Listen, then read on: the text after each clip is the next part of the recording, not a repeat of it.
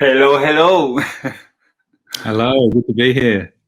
We are in recording. Good morning, good evening. Here we have the joy and the honor to present to you Oyobi, one part of Oyobi because there are three. The other guys I can't be here unfortunately, but I'm representing today. Yeah, and Oyobi is a trio based in Australia. So we are in Australia now, and we are in Spain now. Isn't So technology amazing? yeah, and in London because the station. So and how are you? Good morning. Good evening. I'm good. Here we are in Sydney. It's a rainy night, and I'm very good. Very good here. Yeah, I'm happy to be with you finally. I know we made it happen. I'm very excited as well. Yes, yes, yes. And I'm very excited about finding Oyobi. That's why we connected I, because it's the kind of sound that I represent with different colors and it's the kind of sound and it's the kind of spirit I represent also in Makeda, like the organic and the electronic, the folkloric, spiritual, ancestral with the contemporary world. And it was like, hey, someone is coming out in this direction.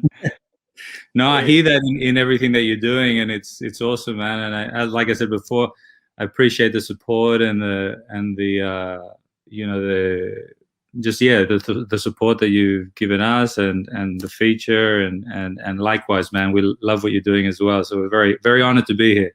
Yeah, same wise here. So Oyobi did already last Friday in Drums Radio and Thursday in Playa Sol, because the interview we are representing here Drums Radio, sorry, and Playa Sol, Makeda.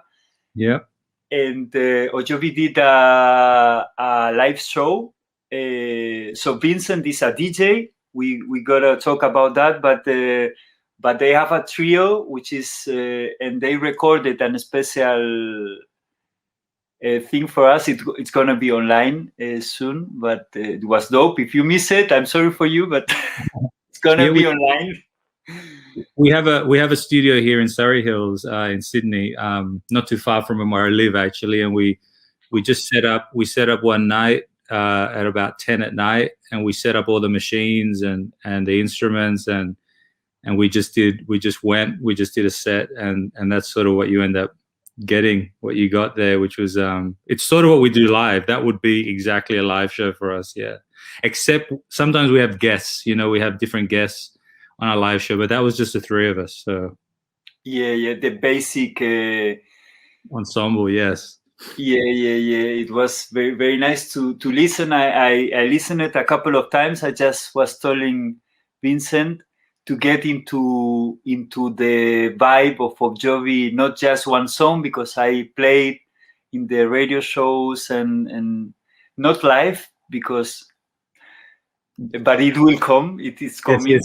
Live would have been hard, actually. Would have been hard. Like I don't think we have our technology up in the studio to do live streams yet, but eventually, Yeah, but definitely, it was very nice to receive. And let's talk. Like Vincent is like you created Oyobi at the first place, right?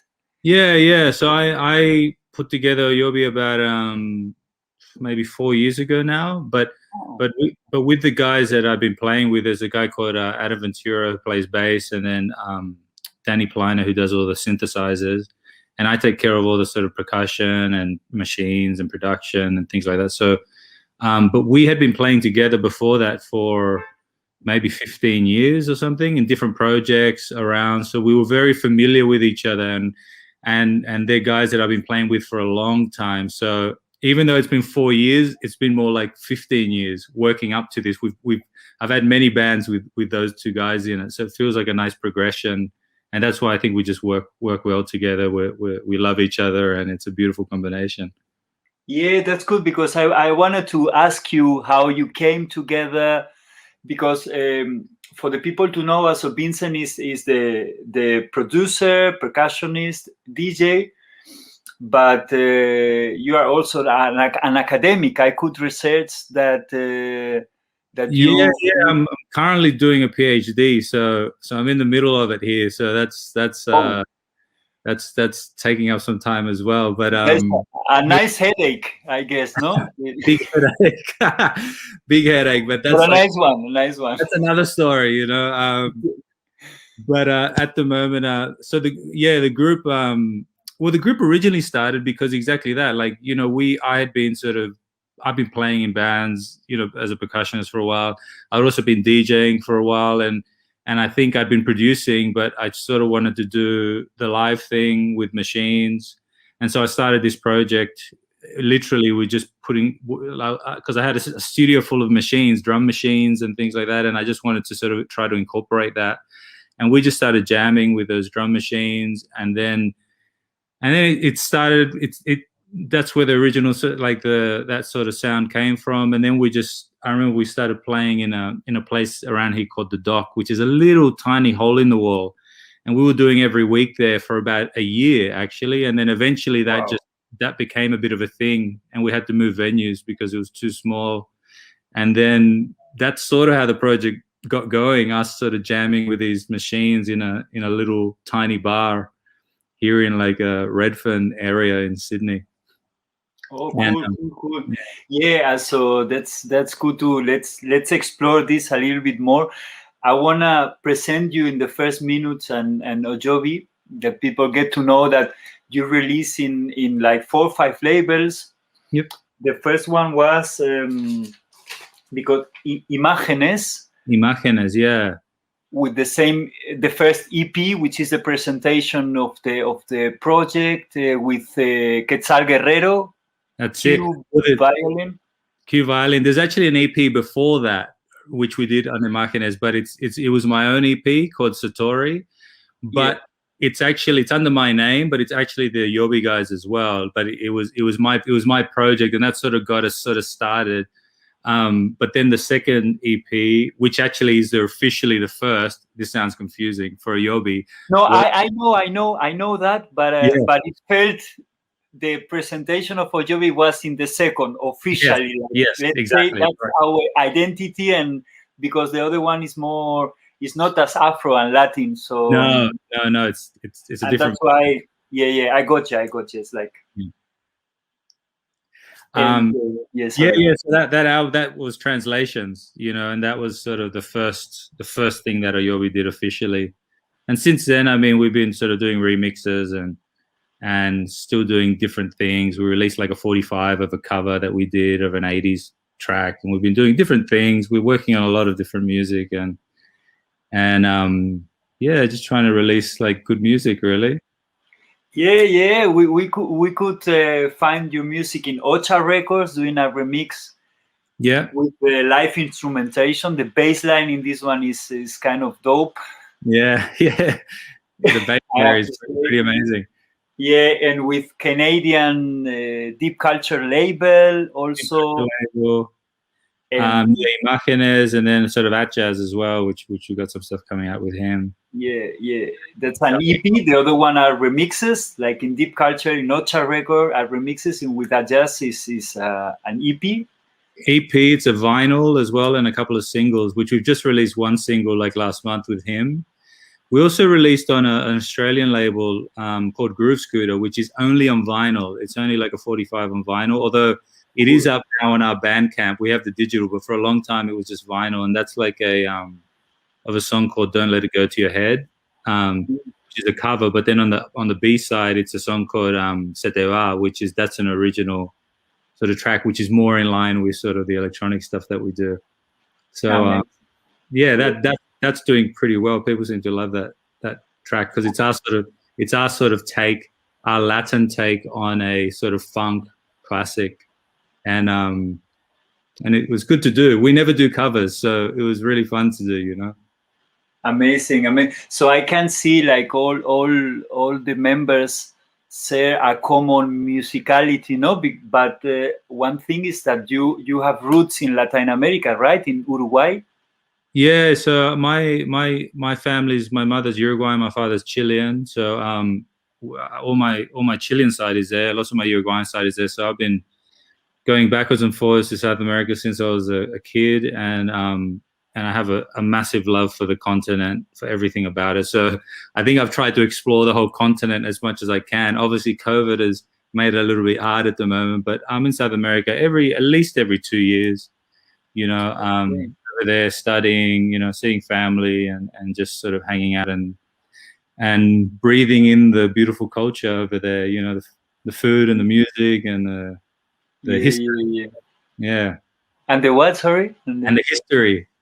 Yeah, the history. So because I don't know if you have a Mapuche roots, but in it's very interesting. So in Chile, like the folkloric, because as far I do, I feel the music, but just reading the few information, like the folkloric part is very important in Oyobi, right? Yeah, I think my father is very strong. He has very strong Mapuche roots, and I think that sort of was my initial interest into the sort of that sort of roots. And also in Uruguay, I mean, Uruguay has like a rhythm called candombe.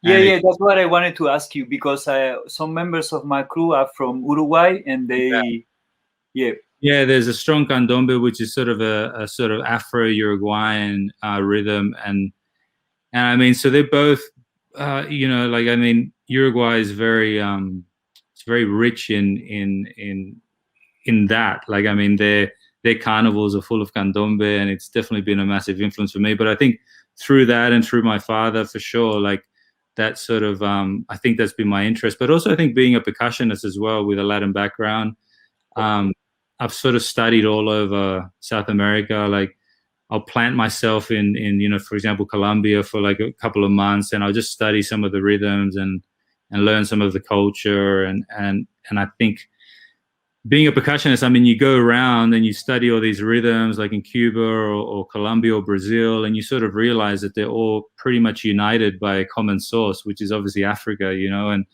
and I remember noticing that very heavily, because I'd go to different countries and realize, oh, that part sounds like this. And then you realize that they're all, obviously because of the history of Latin America with the way sort of the Africans sort of influenced the culture, and obviously the indigenous there as well. So I mean, it's a rich place, full of rhythms and full of amazing music, really, which I just love exploring and learning about. I'm a constant student in that way. Yes.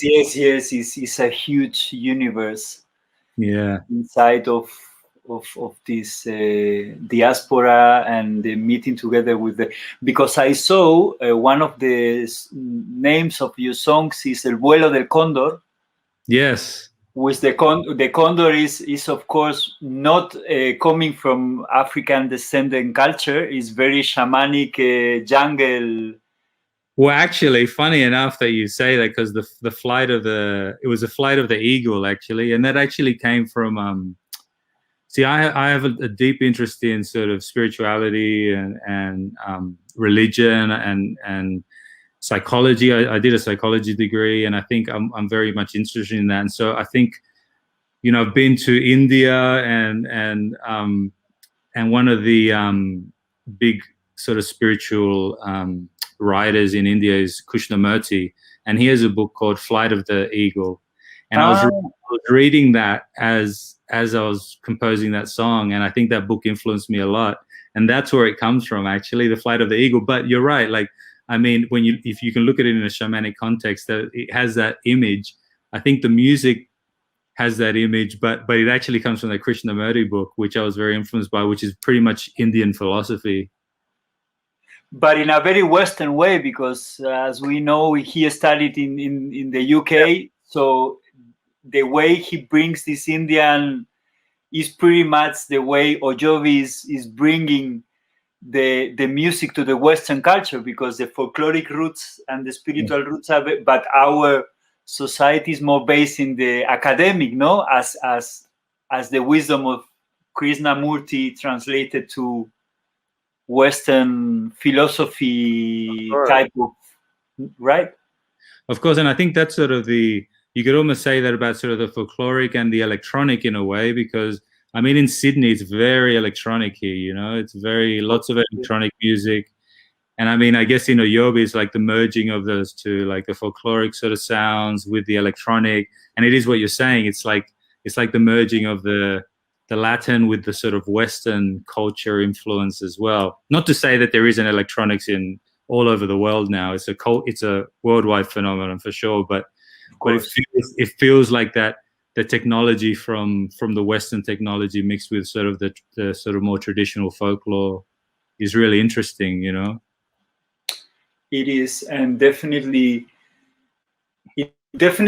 is. It makes the way I see it makes. So I think the difficulty is to lose some of the essence, which I don't feel in Oyobi's music. But it's like for me, the electronic, it transport the ancestral into the contemporary. And of course, it's the danger of losing some kind of essence, but at the same time, is like potentially bringing to more people. No, like how do you find like the balance between these two worlds of you, like the Latin America, the Sydney, which is very Western mindset, in yourself, in your music? How is this conversation? Well, I think you always are going to lose some of the essence. I think that's just the way it goes, you know. You're like, for example, in Uruguay with the, you know, you hear candombe played in Uruguay and it's this amazing thing, you know. Like what I sort of make, you know, I'd maybe try to bring that essence in, but it's nothing like being in Uruguay, being played in Uruguay in those. There's something there that can't be reclaimed, you know. In the street, you know, in those with those people that play candombe like their whole lives, and that's something I think you do lose that essence, and I think for us, I think there's something under there, you know. There's the, you know, the way those rhythms are constructed and the feeling that you get there is sort of what we try to recreate. You know, we spend a lot of time on the rhythms, you know, we spend a lot of time like meticulous, making sure that those rhythms feel good, you know. And so I think that's where we're trying to bring the feeling that we get when we're there is what we're trying to bring. But we're not trying to, I guess, we can never sort of bring the whole essence, I guess, because it's almost like you go and you experience it and then you're like, right, I want to experience that. I want to share that experience with other people in the best way I can. And it's never going to be perfect. You're going to lose things, but we try to make it as best as we can. And also because that's sort of what we love, you know, and also our influence and how we feel music as well. Now, I think that's how I feel music anyway. I think it's impossible for me not to try to do that because it's just sort of how I hear things. But yeah, I mean, you're always going to lose something, but that's okay. I mean, sometimes if people maybe hear Oyobi and they're like, oh, what's that rhythm? Maybe they can go and explore, you know, explore the real thing, you know, go to South America or go listen to some stuff. And that's fine. That's great. Like we are in Sydney as well. So we're also merging our influences here because it is also a Sydney sound as well. A lot of those, the electronics and also the house component is things that we sort of get from being here in Sydney, Australia. So we're sort of trying to merge those two and do something interesting with it, and yeah, just which is beautiful. It's beautiful, but it's beautiful. It's like another essence, but yeah, with the essence is what we are here for. It's another flavor. Yeah. But you told one little detail in when you were talking, like I would like to explore this we, because okay, you were playing together for 15 years. Yeah. But at a certain point, you created Oyobi, no? You tell, okay, what do you find that you have especially in common? So you traveled together to Latin America, or was during all these years of sharing?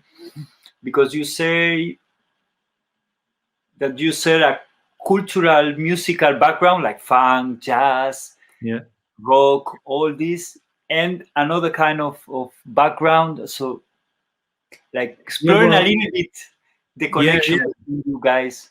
Well, for example, the other guys, for example, they have their own experiences in South America. Both have traveled through South America. Both have played music in South America, and both are very much versed at playing sort of lots of the traditional South American popular styles here in Sydney as well. Like they play in all the salsa bands, they play in all the Colombian bands, they play all around town, even the Brazilian bands. Like they pretty much do that. They're versed in playing the traditional forms. So I think when we came together a long time ago, I think we recognized that, for example, for me, playing percussion and having guys that know how to sit in with that, and vice versa. I think we sort of we don't talk much, like, I mean, they just know what it needs to be put there, and it just works naturally. So for example, a lot of the time when we create songs, they're created mostly from jams. So we just get in the studio and with some congas and bass and keys, and we just jam, and we end up recording a lot of those jams. So it's a very organic process. Like I have in the past produced things where, I'll do maybe, put down a drum thing and then I'll record bass and record everything separately. But with Oyobi, it's very much done together as an organic thing. And then once that feels good, then I'll go back and I'll produce a bit and I'll do some stuff, and then we'll get the guys back in and we'll work from there. But the process is very organic. So it is very much a team mindset, because we just seem to enjoy playing with each other and really we get inspired about what we're all doing, So in that way, back to your question, I guess maybe it's just the fact that they in their own right are all sort of professional leader musicians in their own right, with their own experiences in South America and in their own playing around Sydney and Australia. And I think we work, that's how we've sort of come together to do this. It felt right. And it feels like it feels very natural and very like different worlds, but very in tune with each other. So yes, because I saw, for example, the keyboard was playing with Slum Village. You was playing with Santana, with Edwin and Fire, which is a lot musically seen.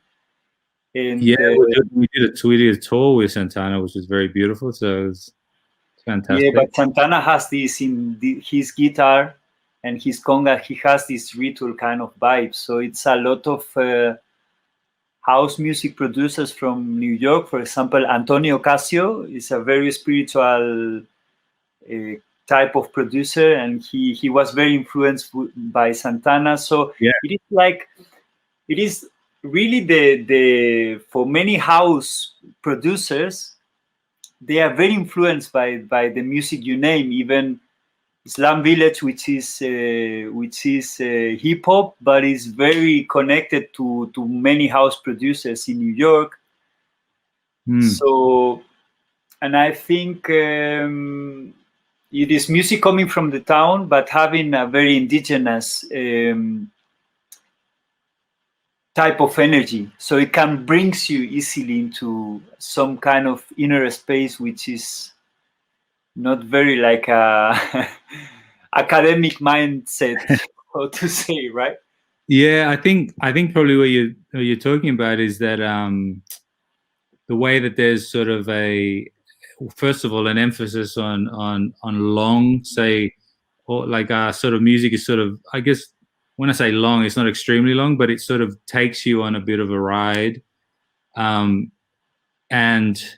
And also the fact that it's, as you said, it's very bass heavy and sort of plays with those rhythms. And And I think when you're talking about the sort of, when you feel the music sort of in South America, like the sort of indigenous or the sort of Afro roots that come out of South America, it has that sort of that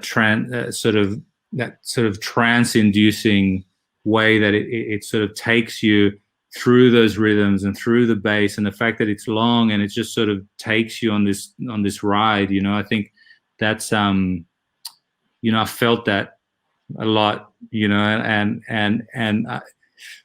you know, obviously that's the real thing over there, you know, but it's definitely what I'm influenced by, you know, and a lot of respect for those traditions, definitely, you know, and the way something deep and old there that goes back to thousands of years ago, and it goes back to how humans hear music and how humans are transcended because your whole spirit is transformed through those journeys, you know, and that's what they've learned to do over thousands of years, you know, and sort of, I think that's why we love them so much. I think that's why we influence, and I think people maybe are hungry for that. That's why you're seeing maybe more of these influenced electronic music, you know, like, because people want to feel that that connection, that sort of that emergent spirit to come out and for them to be taken on these journeys, you know, and I think that's what that music is doing to the greater world now. Yeah. Yes, of course, and we are talking about the essence of Oyobi right now. So what they bring you together, because for me personally, and that's why we connected, is very clear that that music is between the physical world and the non-physical world. So it's a kind of very easy door for the communication with the two worlds when the music is playing from on an honest place, no? And of course, these ancestral rhythms were used always as a tool. So they have something inside that's like, if you tell a mantra, they connect you with something, or meditation. But this is a door that many human beings has crossed to connect with the other world, no, the not physical world. So, yeah. Spot on for sure. Yeah, the thing is, now, of course, it came first for you, the experience, and then the because your academic side is for me was surprising, and I think it's very interesting because maybe many people cannot enter this kind of world because it requires a kind of trust and the capacity to go inside your body and go into the energy field of the music. And but from other people, it can be probably like more easy if they understand that they can start relating with that. So it's like you are bringing something to the Western mindset, which is over everywhere, and so was it first the experience and then the academic side, I guess, no, in your side? Or well, like I've been playing music for 20 years, I guess, since, you know, and the academic thing is only the last few years. So I think, so it definitely was an experience thing. First in South America, because I've been going to South America since I was a kid, you know, and going to all the carnivals in Uruguay, in Brazil, in Colombia, in Cuba, in Chile, in Peru. And so I think it was feeling those things in the original area. I think that's the main thing. So I felt all these experiences. And then also, I think through the drumming thing as well, then trying to learn the rhythms from there, from those different places, trying to learn what is it about that music which makes you feel so good. And so I've been just trying to understand that, you know, and then trying to put, after learning those rhythms, also trying to do my own thing with that. Sometimes not even worrying about it, creating my own rhythms, you know, just creating my own rhythms, obviously influenced from all those experiences. But then obviously, and then playing a lot, man. I've been playing, touring and playing for like a long time.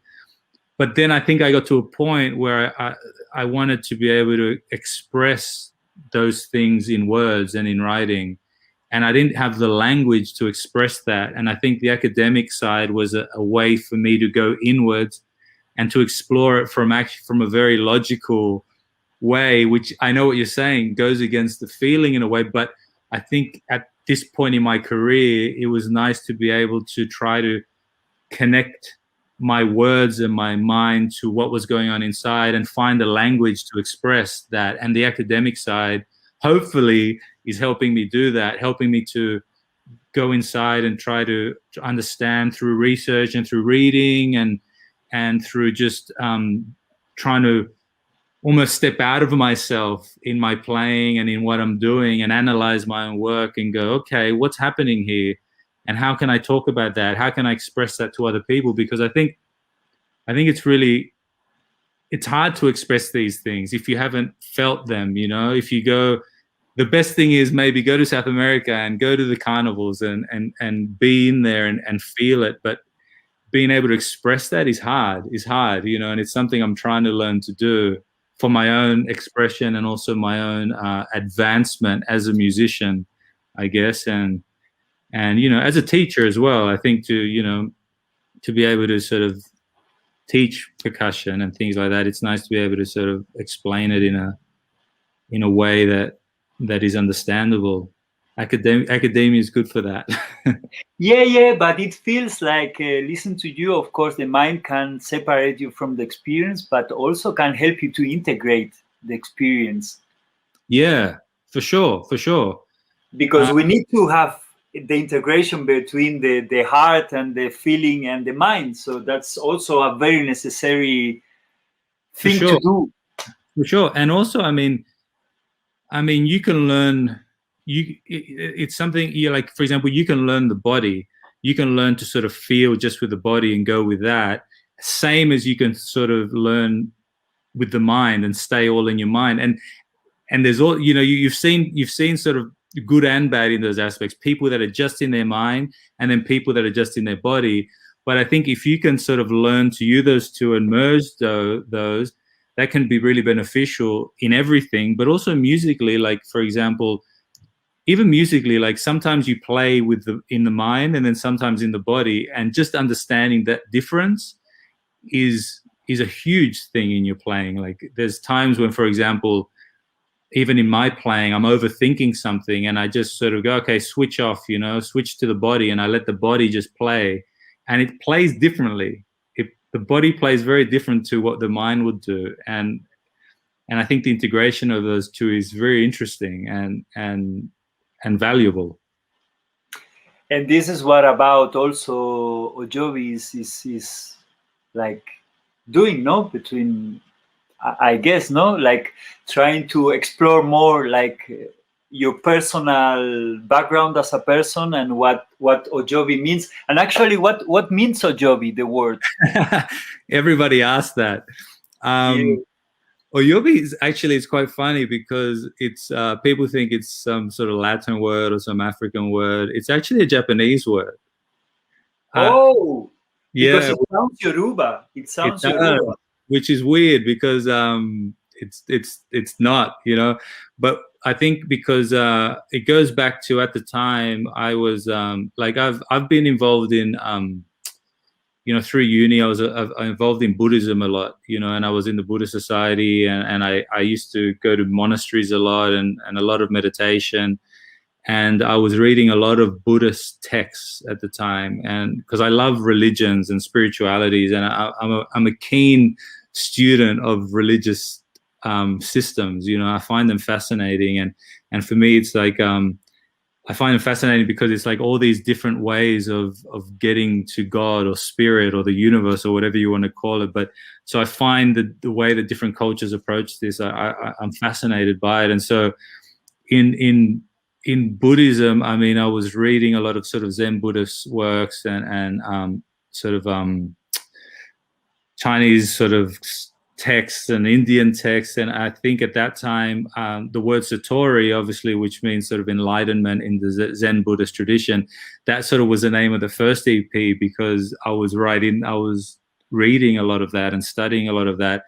And then I think in that phase, the word Oyobi sort of came up. We were actually looking at some things like that with the guys, and it actually it means "and" in Japanese. Like, it doesn't have a lot of a strong meaning. We didn't pick it for the meaning. We actually picked it because we actually just liked the word. We thought the word was a beautiful looking and sounding word. It and, is. Yeah, and we At just least for me, and we thought the beautiful thing about it is because we're influenced by all these, it almost has like this thing where it could come from anywhere. Like, it has a very it's funny that you say it's Yoruba, because it's not like, it wasn't meant to be that, but we sort of like the word that didn't really have too much meaning associated with it. And that we could almost impart meaning onto it. And we like that people don't know where it's from. And, the fact that we just find it a beautiful sounding word. And I love Japanese culture and the Japanese language. I've been to Japan 3 times, and I've taught in Japan a lot. I could live in Japan, actually, for the food, for sure. But I find the language beautiful, and I find the culture beautiful. And I'm very... It's strange because Japanese food is one of my favorite foods, definitely. And it's very, very curious because I practice Vipassana, which is every morning, more or less. And I'm a Taoist teacher, Taojin, which is the root of Kung Fu, Tai Chi, and Qigong. Since 14 years, I'm teaching that. And of course, wow, okay. That's actually now, before COVID, I was living from the music. I go my basic with the music, but during these 14 years, my basic was getting my basic money was coming from the teaching, which is coming now because the lockdown. It happens by itself that I teach more online, and not only in my city. I have students from. So I'm very connected with the Latin, I'm very connected with the Afro, I'm very connected with the electronic and with the Asian, and especially China and Japan more than India. China, yes. Okay, got it. Yeah, and obviously you doing the Vipassana and that practice is also where you merge the body and the mind, your spirit as well. So that's exactly. Yeah. And the Asian type of going in tune with God, the Taoist is through energy.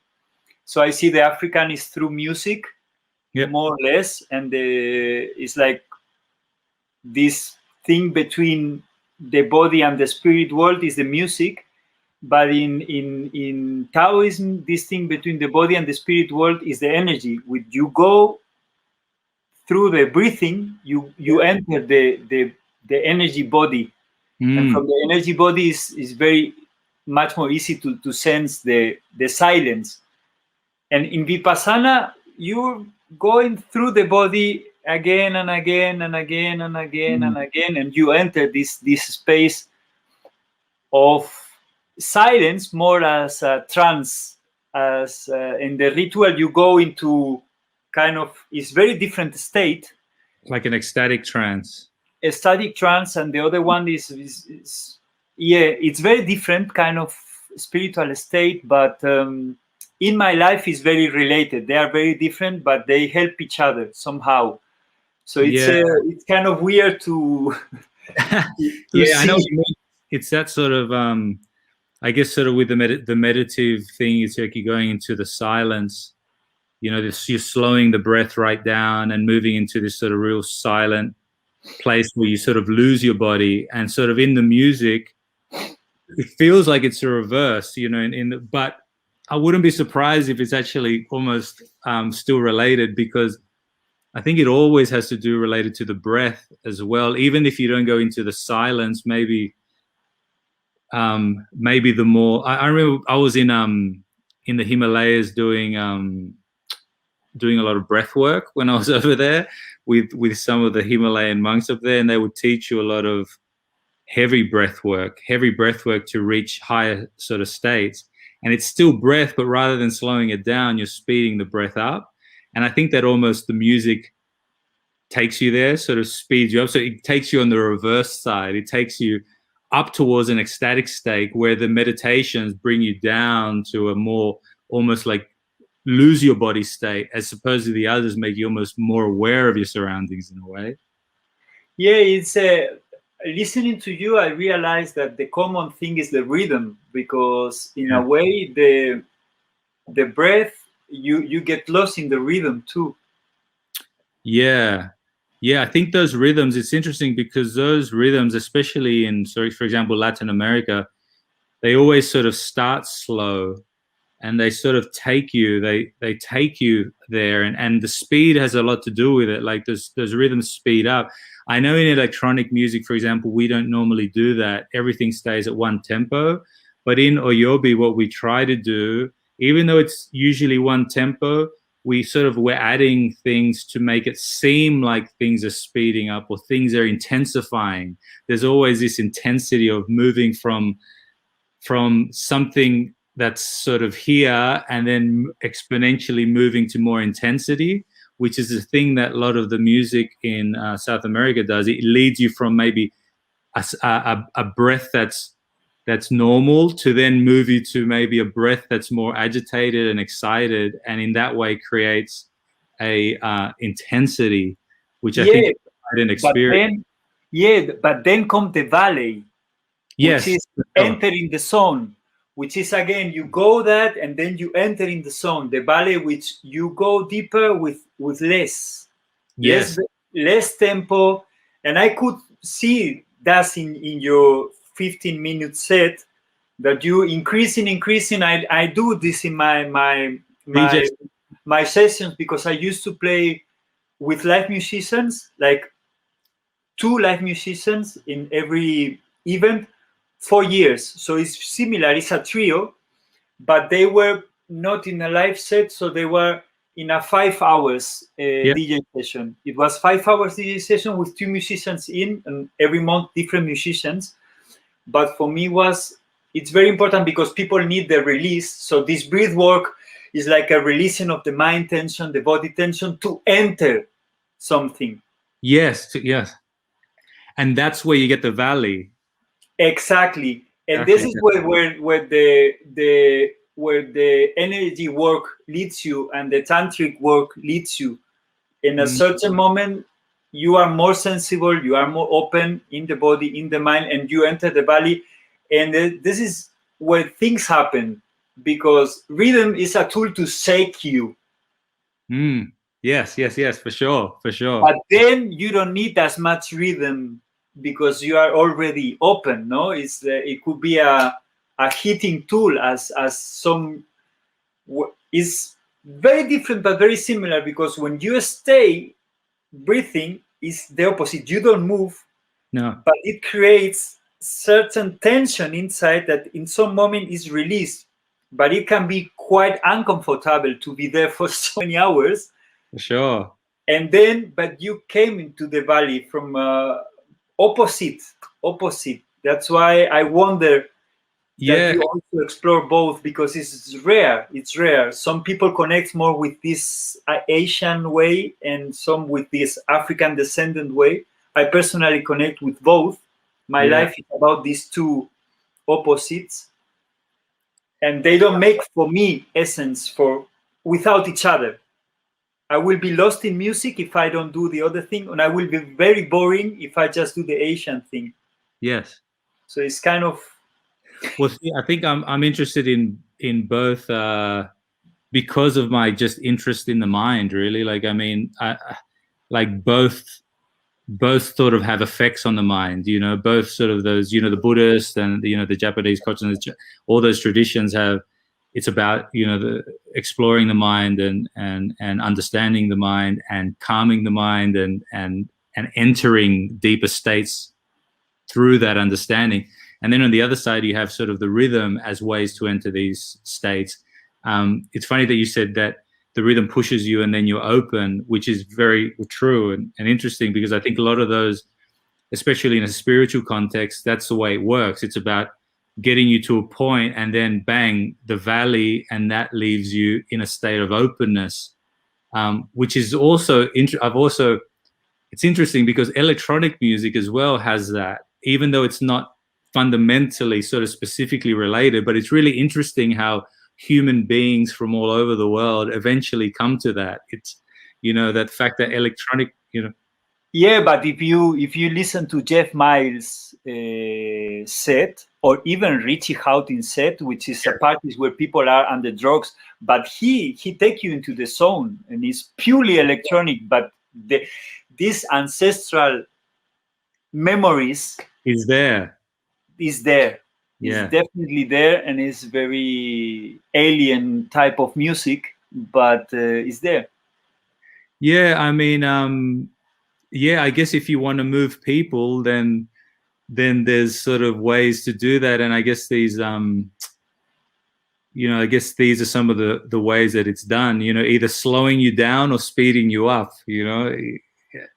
and the way, and I guess mastering that. I guess if you want to have an effect on people musically, if you want to give people experiences that make them forget their troubles and have these amazing transcendent experiences on a dance floor, or then in a way you've got to be able to master these things, and whether you're doing it consciously or not, in some maybe electronic producers, they've learned from other electronic producers, and it's just how they've learned to do things, but it works because we're all human beings, and so that's really interesting. I find that sort of fascinating, that the sort of that the electronic sort of drop is very much related to what you were talking about with the sort of that sort of ritual music taking you to a place and then creating a valley where you're open.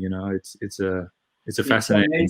Yeah, and Oyobi is about that. That's where I hear from. But it's a nice conversation, because in the end it's Makeda in conversation. So it's like, but I wanted to also focus in your new album, which is coming out, because we could be talking about this for hours. Yes, we could. But I don't want to forget that it's also an interview, and we are getting to know Oyobi as this trio band projects, and it is an upcoming album in a jazz record company, which is an amazing label. So I love jazz music. We're very honored. We're very honored to have him on our side. With all that experience, and I mean, he's such a nice, humble guy, and has had an amazing 25-year career, which he's constantly on the forefront of great music. And we're very excited. It's amazing, and it's coming in the next couple of weeks. What about this album? Because it will be the first album. It's something powerful, no? It's a full-length album.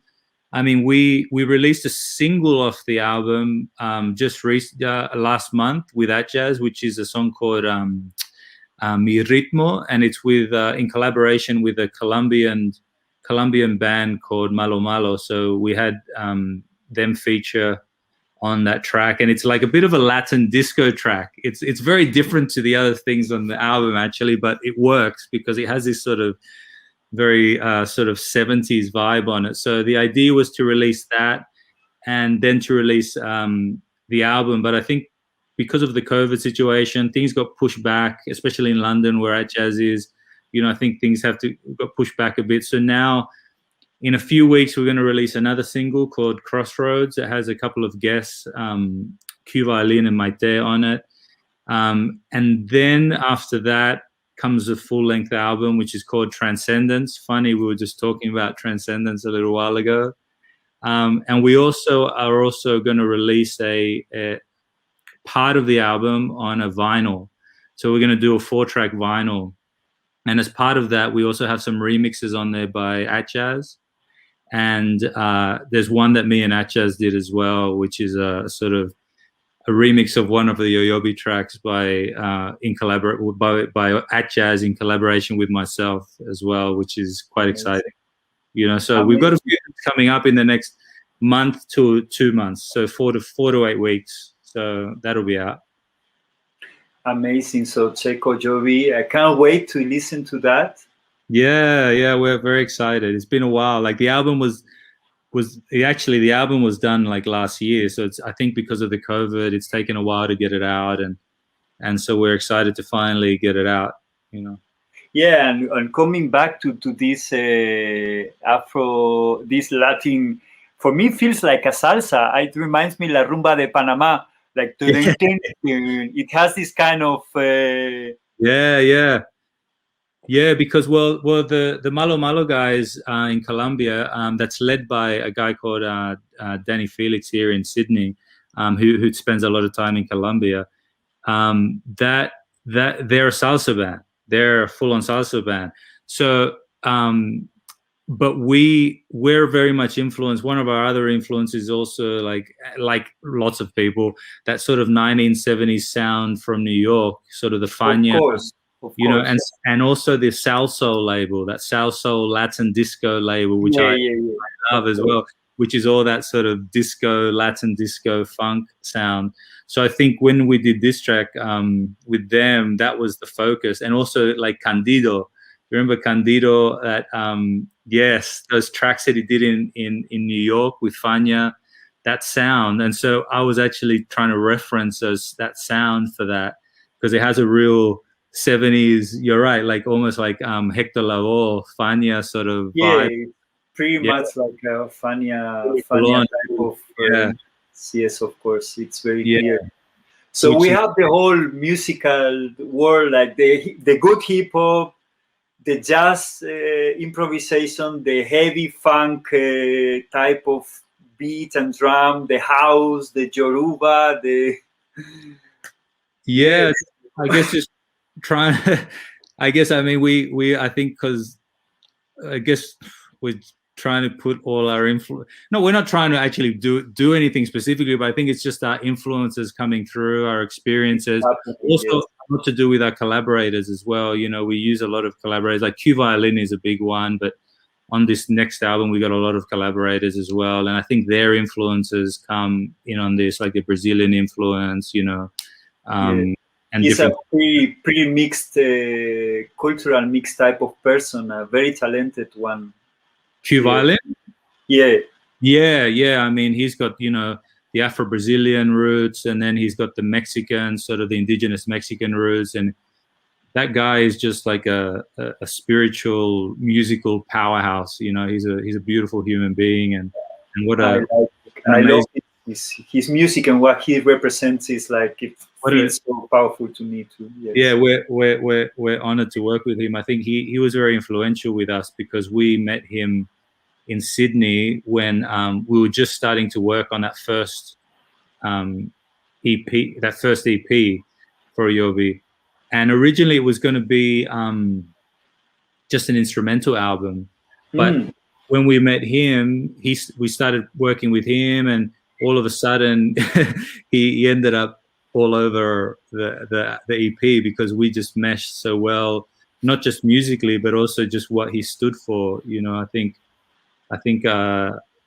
me and him have had so many conversations over tea, you know, just talking about spiritual things and meditation. And he does a lot of yoga with his partner, and he plays at a lot of yoga events and festivals. Like, he's very much into health, wellness, and sort of spiritual wellness, as well as body wellness and mind wellness, and so we connect a lot on those levels. You know, he's a very wise soul. Hey, we lost it for a second, but yes. So amazing! I think we have a very, very clear and bright picture of your personal journey related with the project of Oyobi, the linking with the two other members. And if we ask about the future, the first future is the album. So yes, first is the album. I mean, we've got a lot of music sitting there because we've been working hard for the last few years. So we we'll be releasing music. Obviously, the first thing is the album and the release with Atchaz, and then after that, we'll be sort of releasing music consistently.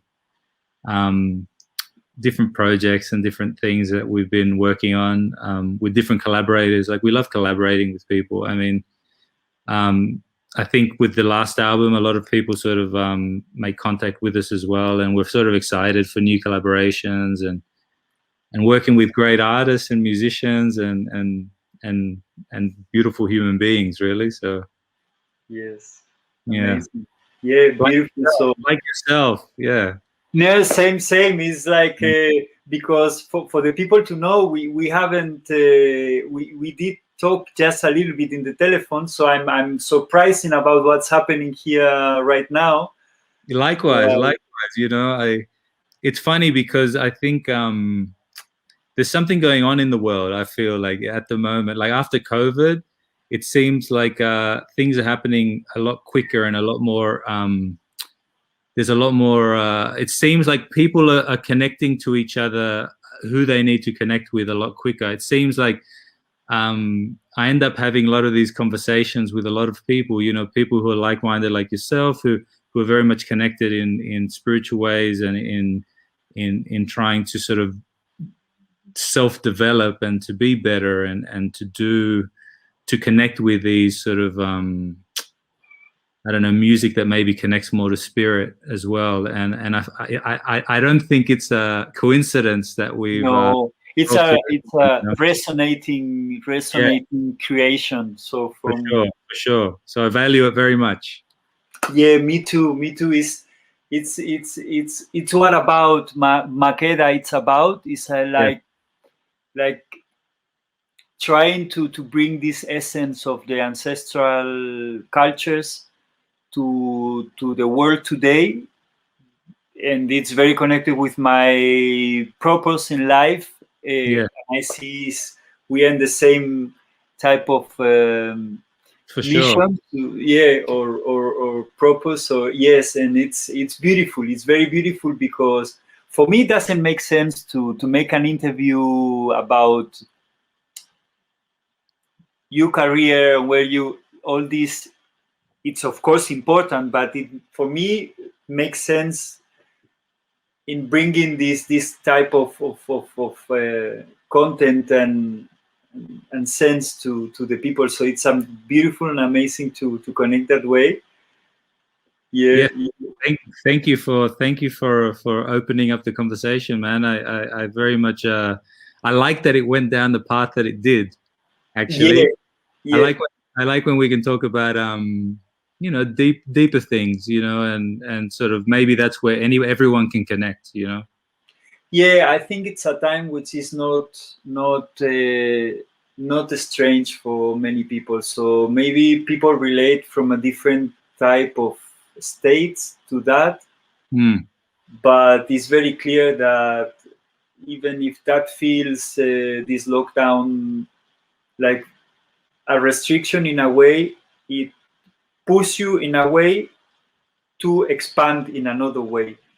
And I think exactly this we cannot move freely and we cannot do another things, but it push us to that something expand and that our essence come easily up. And I do see clearly that the time is going faster because the vibration in the earth is higher. So all the things that we resonate is far more fast to attract. It's a physical thing. I feel that so much. Like things are happening quickly. You know, things that used to take a long time are happening very quickly. People that usually, you know, people are showing up in your life very quickly. You know, people that are resonating on your same level. Opportunities are popping up a lot quicker. Like it's accelerated. You know, so I guess we just got to make sure that we're like drawing into ourselves the right things, you know, and the highest things, and create. Yeah. For me, the integrity part is the most powerful creative tool. So many times, like just resonating in the integrity and things. Yeah, move. exactly. So we could I would like to motivate also the listeners to, because it's time to be ourselves and to trust, and hopefully this conversation and the music we are sharing supports that. Surely it's doing it. I wanna say hello to the other two members, like so telepathically. Hello, thanks for being here. Also, Thank you. I will pass that on telepathically as well. yeah. You know, And they of course, thanks to you, to Drums Radio. The manager from Drums Radio is with us. The whole conversation, I can sense her. Thanks to Drums Radio, to Playa Sol, and yes, it's there. Thank you for having me, and thanks Drums Radio for having me, and for including me in this. It's a pleasure, you know, and I look forward to more whatever you guys are doing, and more stuff in future. Me too for sure. So personally, I will be very happy to keep this sharing going. Yes, and it was a very joyful thing to meet you. Likewise, we'll do it again. Yes, with the album, when the album come in 2 months, we can do like something like maybe a bit shorter, like hey, hello, this playing some things. So but yes, I would love to support this upcoming project. I actually play with Martin with a jazz here in Madrid too. Actually, was the last event of my project in the club before everything closed. It was in February 2020. With him was the last event. Okay. Lockdown. Wow. Yeah. So yes. So I know we're in some weird times, you know. Yeah. But we are not in the new normality. We're in the better normality, not the new or not the old one. We're creating the new, the better normality. So I know what you mean. my friend, my brother, thanks a lot. Nice to meet you, and thanks for having me. Much love, and you gotta rush to go, no? Because you have to do things. Yeah. I'm actually going to a meditation at 7:30 at night here, so that's why a group meditation thing, which I'm very excited about. So amazing. Let's talk about it and create more, because I can join maybe some. Yes, sounds fantastic. Let's talk soon. Much love, my brother. Thanks a lot. Much love. Thank you. Ciao.